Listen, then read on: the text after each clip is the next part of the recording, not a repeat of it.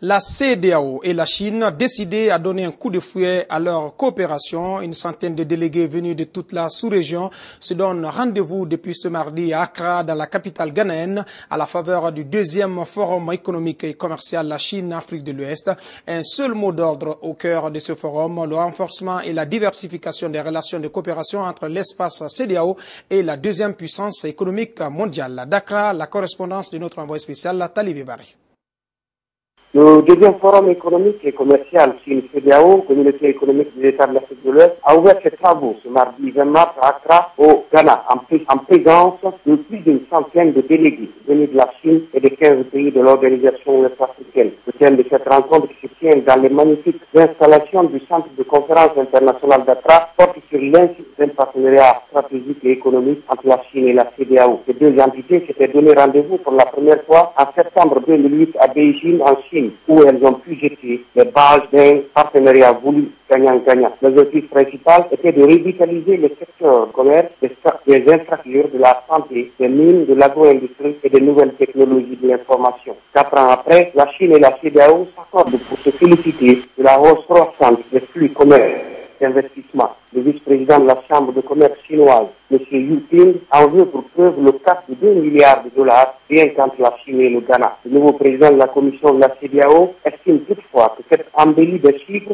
doit s'accompagner d'une transformation qualitative des pays de l'Afrique de l'Ouest afin de matérialiser l'ambition de passer d'une CEDEAO des États à une CEDEAO des peuples en 2020. Dans cette optique, le Burkinabé Kadri Désiré Ouedraogo a invité les participants aux différentes plénières à élaborer un plan d'action 2012-2016. Pour sa part, le ministre ghanéen des Affaires étrangères et de l'intégration, Ladi Mohamed Moumini, qui a ouvert les travaux de cette rencontre bilatérale, a insisté sur le rôle primordial du secteur privé ouest-africain, un secteur qui exhorte à plus de dynamisme et d'inventivité. Deux qualités nécessaires, voire indispensables, selon le représentant du gouvernement ghanéen, pour stimuler la croissance et l'emploi en Afrique de l'Ouest. La fin de ce deuxième forum économique et commercial Chine-CEDEAO est prévue demain mercredi. Nous y reviendrons.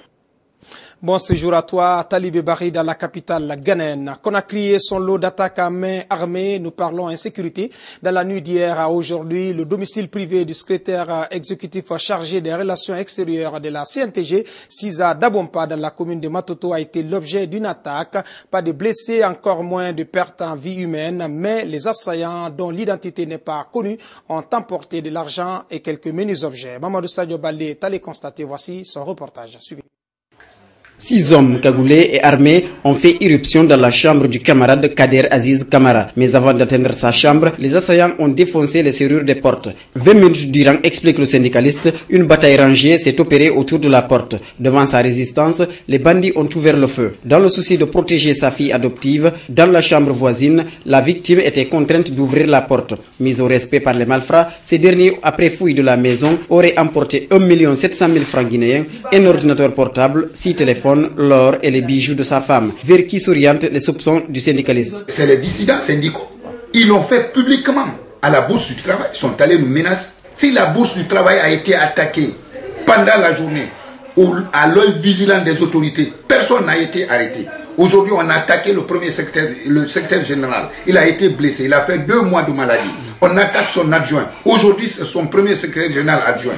Tous les 3 maintenant sont visés par ces dissidents. Récemment, Mamadou Mansaré, membre de la même structure syndicale, a été également victime d'une attaque à son domicile. Mais à la différence de son camarade, il soupçonne un commissaire de police d'être à l'origine de l'attaque de son domicile. Du nom de MC, je crois que c'est Mamadou Kamara, qui fait libérer un des malfrats parce que c'est 3 qui ont été arrêtés.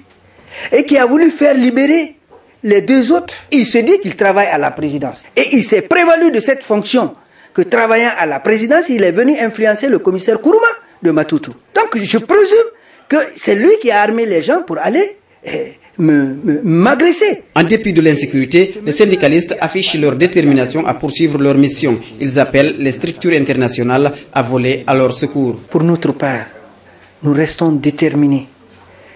L'intimidation ne nous fera pas reculer. Nous demandons le BIT, nous demandons la CSI Afrique, nous demandons la CSI internationale de nous venir en aide. Nous ne sommes pas réellement, la liberté syndicale est piétinée en Guinée et sous l'œil vigilant les autorités du pays. De nos jours, les citoyens passent la nuit avec la peur au ventre, avec une différence près. Les riches peuvent s'offrir les services de vigile et les pauvres la récitation du Ayat al-Kursiyu. La CNTG encore dans ce journal, cette fois-ci sous le front judiciaire. Nouvelle audience ce mardi dans le bras de fer qui oppose les camarades Elhadj Amadou Diallo et Elhadj Yamoussa Touré devant la cour d'appel de Conakry. Nouveau renvoi dans ce dossier à issue incertaine. Plus de précisions avec Mfali Guilavogui. D'entrée, les avocats du camp Amadou Diallo qui prennent la parole. Les premiers demandent le renvoi du procès. Pour cause, ils soutiennent à la barre que le ministère public devra examiner les écritures des avocats des deux parties et celles du tribunal du travail avant la poursuite des débats. Ce, conformément à l'article 74 du Code de procédure civile. La demande a été acceptée par les avocats du camp Yamoussa Touré qui ont proposé 8 jours pour l'examen des demandes. Pour le respect du principe contradictoire, le président de la Cour en charge du dossier, Charles Victor Maka, a tout simplement renvoyé le procès au 24 avril prochain. Les avocats du camp Amadou Diallo ont cependant soulevé l'incompétence de la Cour à rendre son verdict dans cette affaire. Une affaire qui, selon Maître Aboubakar Ouattara, ne peut être tranchée que par le mouvement syndical. Réplique du camp Yamoussa Touré. Ces derniers avouent que l'incompétence de la Cour évoquée par les avocats du camp Amadou Diallo ne pourra prospérer dans ces litiges de représentativité. Pour Maître Salifou Biavogui, l'article 376 du Code de travail donne la prérogative au tribunal du travail de trancher une affaire de ce genre. Et comme le tribunal de Mafanko, poursuit-il, a décidé d'annuler les deux congrès, la Cour devra, soutient-il, confirmer cette décision de justice.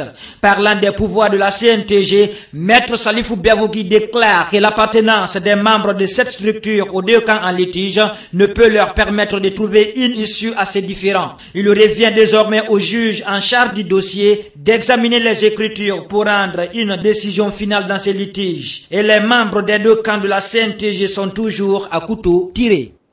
Autre chose au plan national, la sous-préfecture de Sangaredi a constitué la dernière étape de la tournée d'une délégation de Goa, le groupe organisé des hommes d'affaires de Guinée, récemment dans la région de Boké. À l'occasion de l'installation de la sous-section de la CRD, les débats ont été axés essentiellement sur la question de l'assurance. Autrement dit, comment amener les opérateurs économiques de la localité à refaire confiance aux compagnies d'assurance après une expérience amère. Une nouvelle société d'assurance leur propose ses services. C'est un public reportage signé Abdul Karim Kamara. Après 1 heure de route, partie de Boké, la délégation du groupe organisé des hommes d'affaires était très tôt ce vendredi l'hôte des opérateurs économiques de Sangaredi pour la mise en place du bureau Goa de la cité minière de la bauxite.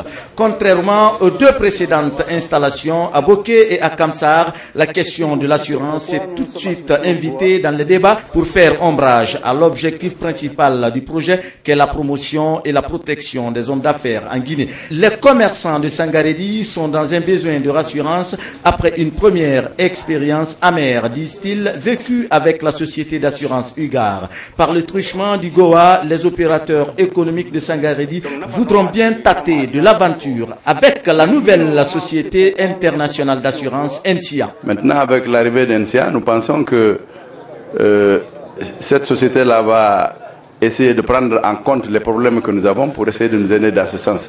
L'équipe du président du Goa, Chérif Abdallah, toujours accompagnée par les autorités de Boké, celle-ci intègre la crainte de ses opérateurs économiques face à l'assurance. Le préfet de Boké, Abdraman Sow, invite la société NCA à aller au-devant des populations afin de les rassurer quant aux produits qu'elle propose. Je demanderai aux représentants de ces différentes organisations des ONG d'aller démultiplier ça au niveau des populations, pour les rassurer, de s'assurer. Avec ce que nous avons vu sur le terrain, je pense qu'ils prendront toutes les dispositions pour que le message soit compris par les populations à la base. Comme partout où le Goa est passé, l'occasion était pour le préfet de Boké de réitérer sa volonté à la sous-section Goa de la CRD de Sangaredi à ventiler l'information au niveau d'autres commerçants installés dans les localités environnantes.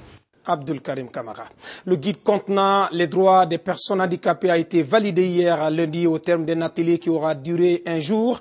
La rencontre qui s'est tenue au CEDUST était une initiative du réseau des organisations des personnes handicapées pour la promotion de la Convention internationale sur les droits de ces dernières. D'importantes résolutions ont sanctionné la rencontre en vue de la protection et de la promotion des droits de ces personnes handicapées. Moussa Diawara. Les personnes handicapées guinéennes vont en guerre contre la violation de leurs droits. Plusieurs associations de cette couche harmonisent leur action à travers un guide. Ce document est acquis suite au constat de leurs conditions de vie difficiles alors qu'elles représentent 15% de la population. Il a été validé ce lundi à la faveur d'un atelier. Cet atelier vient à point nommé puisque nous avons recensé tous les droits, toutes les lois qui sont réservées pour la protection et le développement des personnes handicapées. Et nous avons recommandé à ce que, non seulement les lois qui sont déjà ratifiées par notre Assemblée nationale et qui ne sont pas promulguées par le Président de la République, les lois qui sont déjà signées soient maintenant mises en pratique. Les Nations Unies promulguent 15 droits relatifs aux personnes handicapées. La Guinée signataire de ces conventions n'est pas bon élève. C'est pourquoi les personnes porteuses des handicaps haussent le ton et le combat est loin de se terminer. Nous avons conclu que les amendements continuent à se faire parce que bientôt nous allons créer un groupe d'experts pour amender encore ce guide-là et faire des décisions et des recommandations qu'on va soumettre au gouvernement pour l'amener à faire une lettre de politique pour que les droits des personnes handicapées puissent être respectés dans notre pays. Le ministre de la Culture et du Patrimoine historique abonde presque dans le même sens. Ahmed Tigani appelle les séminaristes à poursuivre le combat pour l'atteinte de leurs objectifs. Il se dit prêt à leur prêter main forte. Je les encourage à continuer à se battre, à se considérer comme personnes normales. Il s'agit pour nous aujourd'hui de dépasser le cap des déclarations, d'aller à la praxis des intentions, soit l'implication des personnes handicapées dans la vie pour ce qu'elles peuvent faire, ce qu'elles doivent faire. Les personnes handicapées guinéennes n'entendent pas s'arrêter de si bons chemins. Elles n'excluent pas de former un groupe de pression et d'organiser des conférences et des tables rondes pour se faire le plus entendre auprès des autorités. Un seul fait a retenu ce soir notre attention dans l'actualité hors de chez nous. La France en deuil. Au lendemain de la tuerie de Toulouse, tout le pays a rendu hommage aux 4 victimes. L'émotion était très vive dans la ville rose, mais c'est toute la nation française qui est sous le choc. Point d'orgue d'une journée de recueillement aux 4 coins de l'Hexagone. Une minute de silence a été observée. Reportage. Il est 11 heures. Le silence pendant 1 minute. École juive Leven à Paris, école publique de Nantes, collège de Perpignan. Partout en France, dans chaque établissement scolaire, c'est le temps du souvenir, en hommage aux victimes de la tuerie hier dans une école juive de Toulouse. Le chef de l'État s'est rendu dans un collège de la capitale, l'occasion pour Nicolas Sarkozy de rappeler qu'il n'a aucun doute sur l'arrestation prochaine de l'ennemi public numéro 1. Quand on l'aura attrapé, et il faut qu'on l'attrape très rapidement, on pourra vous en dire plus sur ce qu'il a dans la tête, autre que la barbarie. Auparavant, le chef de l'État avait reçu à l'Élysée les responsables des communautés juives et musulmanes de France. Le tireur fou avait la semaine passée tué aussi 3 militaires d'origine musulmane et antillaise. Les responsables religieux appellent à l'union, une marche silencieuse commune ce dimanche. Nous attendons qu'il y ait un message pour toutes ces personnes, toutes ces familles, sans distinction de musulmans, de juifs, de chrétiens et de toutes les composantes de la société française. Des communautés ne peuvent pas être stigmatisées, des communautés ne peuvent pas être attaquées dans notre pays. Nous sommes français et il ne faut pas laisser la place à la haine entre les communautés et à la haine surtout des communautés et des minorités. Une dernière cérémonie dans la sobriété se tiendra à Roissy ce soir avant que les corps des victimes de la fusillade de Toulouse ne s'envolent pour Israël pour y être inhumés. Les cercueils ont quitté Toulouse en début d'après-midi. Alain Juppé accompagnera les familles des victimes jusqu'à Jérusalem. Vous l'avez donc compris, de la tristesse, de l'émotion, de l'indignation en France et en Israël. Fini ce journal. Vous avez été nombreux à nous suivre. Merci de votre obligeante attention. Restez fidèles à Évasion Guinée, la chaîne de l'information plurielle. Bonsoir à ceux qui nous regardent ici à Taouya, d'où nous émettons. Gardez la pêche. À bientôt sur Évasion Guinée.